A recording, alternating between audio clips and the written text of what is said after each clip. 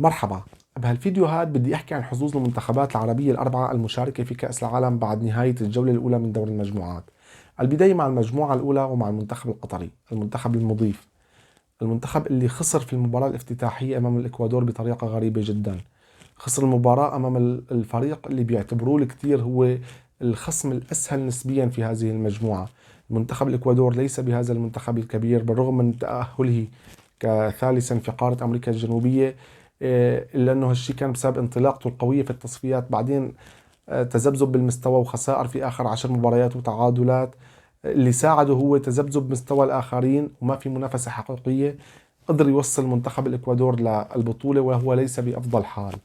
المنتخب القطري خسر أمامه بسبب الضغوطات النفسية اللي انحطت عليه، بسبب التوتر اللي كان ظاهر على اللاعبين من حارس المرمى لخط الدفاع للمهاجمين. شفنا أخطاء طفولية حدثت من قبل حارس المرمى، من قبل خط الدفاع بشكل كامل.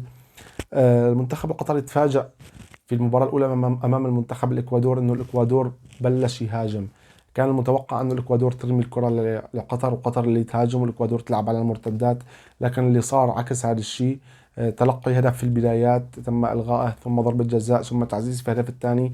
المنتخب القطري انصدم جدا، لقى نفسه بالشوط الثاني داخل هو متأخر، هو خسران، فرصة التعويض صعبة جدا.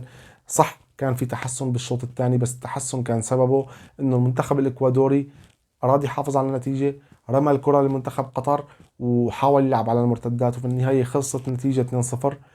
المنتخب القطري أمامه حاليا فرصة للتعويض، أمامه فرصة لإثبات نفسه في هذه المجموعة. رح يلعب مع منتخب السنغال، المنتخب اللي خسر من منتخب هولندا إلى أنه كان الطرف الأفضل في المباراة. منتخب السنغال بالتأكيد رح يحارب على كل كرة في المباراة. المنتخب السنغالي رح يحارب على المباراة بشكل عام لأن الفرصة الأخيرة له. التعادل أنا برأيي رح يكون كافي أو رح يكون مرضي للطرفين، يبقيهم في حسابات التأهل، يبقيهم في الحسابات فقط. يعني ممكن المنتخب يتأهل لكن ينتظر نتيجة ينتظر خدمة من المنتخبات الثانية اللي عم تلعب بنفس المجموعة. المنتخب القطري بالتأكيد قادر على الفوز على المنتخب السنغالي، قادر على الخروج بنقطة، لكن إذا ما أراد ذلك عليه كبداية أن يلعب للفرجة، أن يلعب للمتعة، أن يزيح الضغوط عن اللاعبين. اللاعبين ظهروا في المباراة الأولى وكأنهم مرشحين للفوز باللقب، ثم تفاجأوا في المستوى، ثم تفاجأوا بالواقع.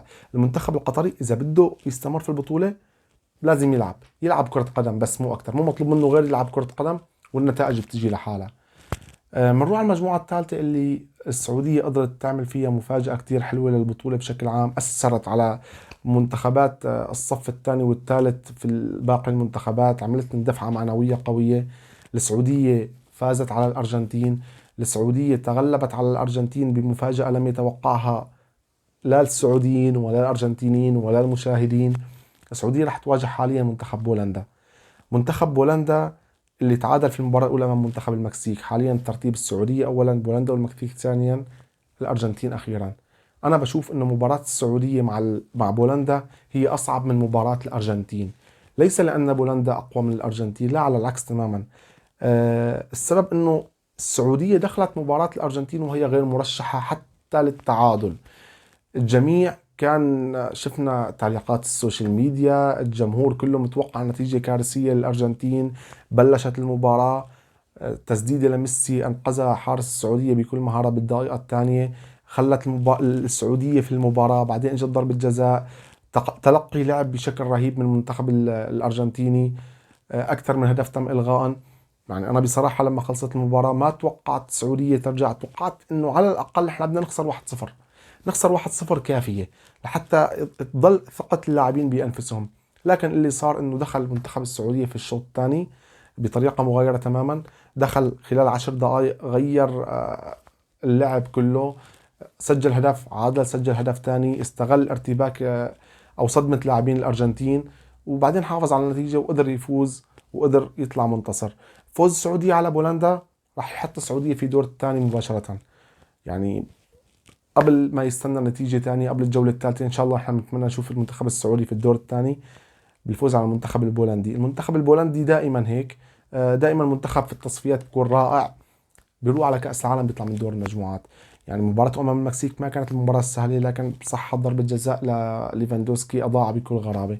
نحن نتمنى انه يكمل هذا الشيء معه في مباراة السعودية، والسعودية تقدر تفوز وتكمل مع الأرجنتين إن شاء الله للدور الثاني. في المجموعة الخامسة كنا عم نشوف منتخب تونس عم يعمل نتيجة حلوة أمام الدنمارك. الدنمارك الفريق القوي جدا، الفريق اللي معودنا دائما انه يطلع من دور المجموعات بكل سهولة، يوصل لدور 16 لدور الثمانية.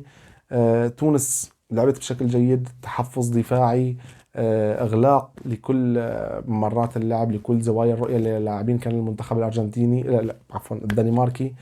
تونس قدرت تطلع بنتيجة ايجابية، تعادل. امام تونس هلا حاليا فرصة للفوز وتثبيت اقدامها في المركز الثاني امام منتخب استراليا. ما يعيب المنتخب التونسي فقط هو القدرة على التسجيل. منتخب تونس ما عنده هالمهاجمين، كأسماء المهاجمين موجودين، المساكني مهاجم رائع، لكن بشكل عام ما بنشوف المنتخب التونسي بيسجل أكثر من هدف، إما يخسر 1-0 إما يفوز 1-0 أو يتعادل صفار أو وحدات. المنتخب التونسي المطلوب منه إنه يلعب بجرأة أكثر، خصوصي إنه أنت عم تلعب حاليا أمام فريق أقل منك مستوى، فأنت ما تنطر إنه أنت تستقبل اللعب، لازم أنت اللي تبادر، أنت اللي تهجم لحتى تفوز على منتخب أستراليا وتكون في المركز الثاني، وتستغل مباراة الدنمارك مع فرنسا اللي أي نتيجة بالنسبة لك رح تكون إيجابية. بالتأكيد خسارة الدنمارك رح تكون أفضل، لأنه هو منافسك على البطاقة الثانية، باعتبار أنه فرنسا على الأغلب رح تكون متصدرة المجموعة. بتمنى تونس تفوز وبتوقع تونس تفوز. بالتوفيق للنسور قرطاج. عندنا مجموعة المنتخب المغربي اللي قدر كمان يعمل نتيجة حلوة أمام منتخب كرواتيا، منتخب وصيف العالم، منتخب يملك أسماء على أعلى مستوى، منتخب مرشح للبطولة، الأدوار النهائية إذا ما قلنا للفوز بالبطولة. يعني على الأقل المفروض المنتخب الكرواتي متوقع منه يوصل لدور الثمانية. المنتخب المغربي كان الأفضل، أنا بشوفه كان الأفضل، بالرغم من أنه الشوط الثاني عاد المنتخب الكرواتي وسيطر على أجزاء من المباراة، لكن المنتخب المغربي كان الأفضل بالروح، كان الأفضل بالهجوم، بالتنظيم الدفاعي. أنا ما بشوفه أنه كسب. قبل المباراة بقول لك انه تونس مو تونس عفوا، قبل المباراة نحن كنا اذا بدنا نحكي المغرب تعادلت مع كرواتيا، فهذا الشيء كان بالنسبة لنا جيد، لكن لما شفنا المباراة انا بعتبر انه المغرب خسرت نقطتين، ما فازت بنقطة. المنتخب المغربي رح يلعب المنتخب البلجيكي، المنتخب الاقوى في هذه المجموعة، المنتخب اللي فاز على كندا رغم انه ما كان المنتخب الافضل، المنتخب اللي فاز بخبرة لاعبيه، بشخصيته على ارض الملعب. نحن بنتمنى انه المنتخب المغربي هو اللي يفوز على منتخب بلجيكا ويصير عنده 4 نقاط ويعزز حظوظه في التأهل. بتمنى المنتخب المغربي وبتوقع المنتخب المغربي، وان شاء الله المنتخب المغربي بيوصل لأدوار أكبر من دور 16 في هذه البطولة. إلى اللقاء.